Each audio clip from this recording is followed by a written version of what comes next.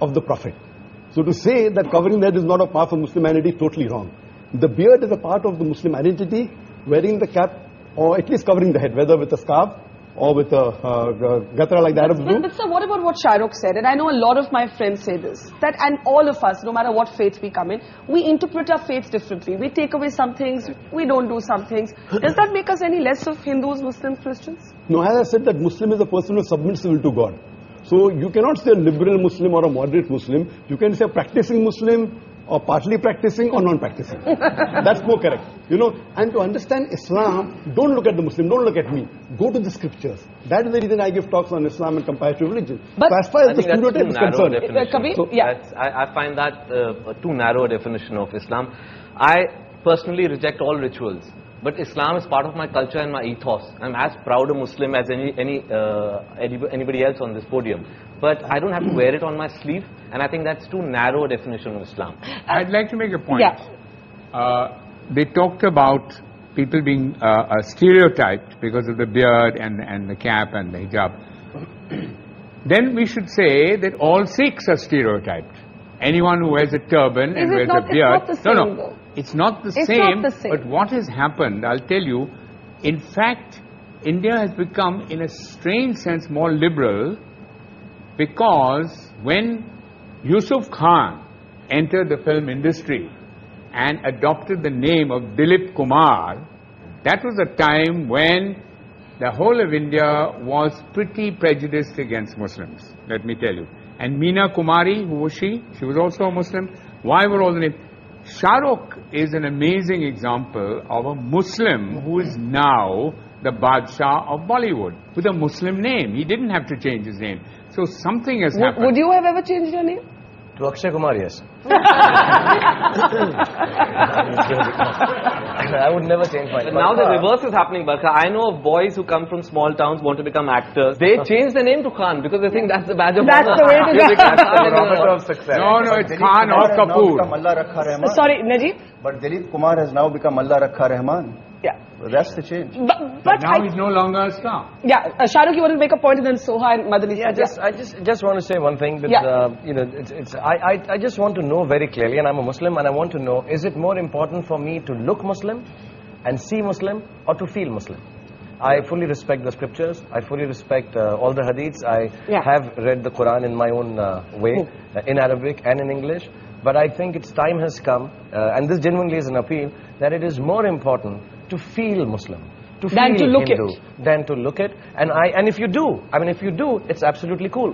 And if you don't, it's absolutely cool. Doctor, I quick response to that, and I got two guests waiting to speak. The best is to practice Muslim is number one. Yes. Appearing is important, but lower down. I'm not saying appearing is the most important. For a person to practice Islam is more important. Beard comes lower down. Beard is not in the 70 major sins that it's not there. But you know, what about what Kabir is saying? And there was a story of a young boy whom I interviewed, who studies in a convent school in Madhya Pradesh.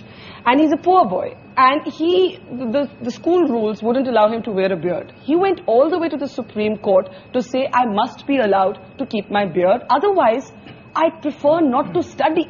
And he actually dropped out of school for a while because of that. The Supreme Court eventually ruled in his favor. And that is my next question, and I want to take that to Madani Saab. Madani Saab, you're a very interesting character for me, because at one level, you have organized, as Alex said, all of these fatwas against terrorism and all of that. But you also had a resolution against the singing of Vande Mataram. And these kind of resolutions, I know many of my friends would say is what stereotypes Muslims. बात ये है कि वंदे मातरम गाना बिल्कुल अलग चीज है। अलग चीज है। हाँ, गाने के लिए जिद करना बिल्कुल एक अलग चीज है। कोई जबरदस्ती गवाना चाहे और नहीं गाएं, या हम ये कहें हम नहीं गाते, तो फिर हम स्टीरियोटाइप हो जाएंगे। टेररिज्म की मुखालिफत करेंगे तो बहुत अच्छे हो जाएंगे।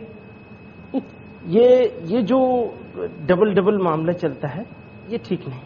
अभी मेरे दाढ़ी नहीं हो और कुर्ता पैजामा नहीं हो, ये भी जो पगड़ी से तो लोग बहुत डरते हैं ना, कहते हैं ये तो, एक बच्चा एयरपोर्ट पे कहता है मदनी साहब मामा मामा देखो बिन लादेन जा रहा है ना।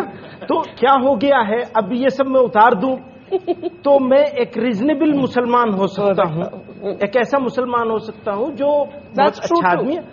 और अगर मैंने ये पहन लिया तो ख्यालात मेरे कितने अच्छे हों। ख्यालात, नजरियात, आइडियोलॉजी, ये है बेसिक चीज, या बेसिक चीज हमारी दिखने वाली चीज है। That's the reverse stereotype, that the moment you see the beard and the skull cap, it's got to be a fundamentalist. Question, I want to get Soha in. She's been listening very patiently all this while. Soha, as somebody who's grown up in a sense in a house of mixed religion, for you, in a sense, do you feel that public gaze? Do you feel, you know, many people have questioned my labeling of, or my looking for the moderate Muslim. Yet there are others who say that we don't hear enough moderate voices. We either hear the religious voices, or we hear the non-believing. Because I don't think anybody is really interested in what the moderate Muslim has to say, because it's not very interesting. It's sort of boring. We're represented by extremists who have violent opinions, perhaps. I'm talking about vandals. And I think maybe also more recently, I was asking my mother when I was asked to come on this show.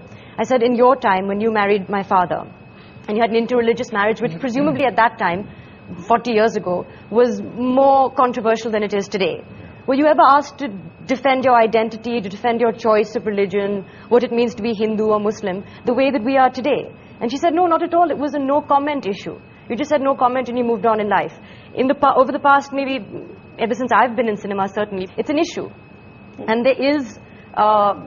people do ask me, do you feel aggravated by what is happening as a Muslim? Do you feel the need to stand up for your religion because it is being misrepresented in the media? And I think for me, religion is a very private matter. It's between my maker and me. And it's not something that I would want to discuss in any public forum, even this one. We should be talking about an Indian identity as opposed to a Muslim identity, I think. Okay, I'm going to take that as my cue to take a break. But is it, as I said to Alec earlier, is it that simple? Is there also a sort of denial within the community? Is the secular debate caught up in a certain amount of dishonesty? And there's also the reverse stereotype. We'll take a quick break and then we'll take the questions that I'm sure a lot of people have here that's coming up after the break.